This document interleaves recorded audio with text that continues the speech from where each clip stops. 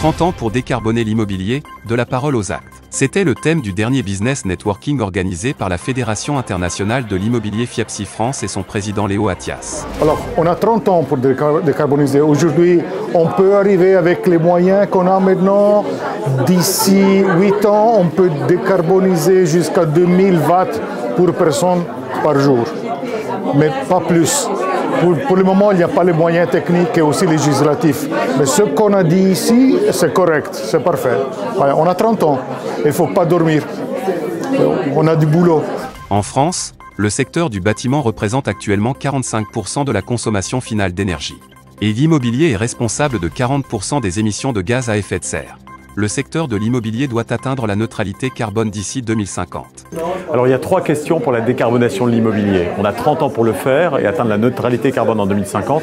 Il se pose 3 questions. Que faire? Ensuite, quel jeu d'acteurs?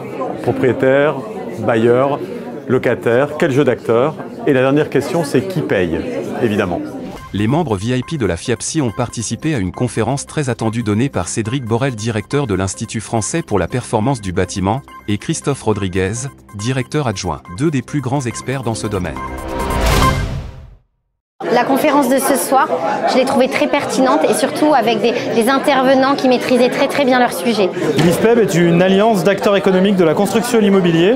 Notre rôle, accélérer la transition environnementale dans le secteur du bâtiment. Ce soir, on a pu parcourir ensemble les défis que posent les sujets de décarbonation à l'horizon 2050.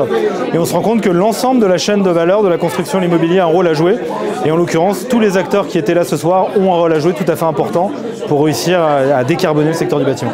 Alors le grand message pour les professionnels de l'immobilier, c'est que la réponse est immobilière à ce sujet. On sait qu'il faut consommer moins d'énergie, qu'il faut la consommer mieux, une énergie plus renouvelable, qu'il faut consommer moins de matériaux et des matériaux plus renouvelables. Mais c'est bien l'équation immobilière, le partage de l'effort entre le propriétaire bailleur et le locataire, le fait d'avoir des locaux, quand on chauffe et éclaire un bâtiment, c'est qu'il est intensément utilisé, on héberge beaucoup d'usages, c'est-à-dire qu'on a une intensité d'usage qui est importante, qui réduit en fait le besoin bâtimentaire dans le reste de la France.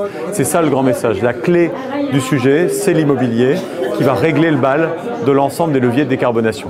Pour réussir la décarbonation, le secteur tertiaire doit réaliser cela dans son équation économique. Pour l'instant, il n'y a pas d'aide significative qui arrive pour les propriétaires bailleurs et pour les grands utilisateurs du tertiaire.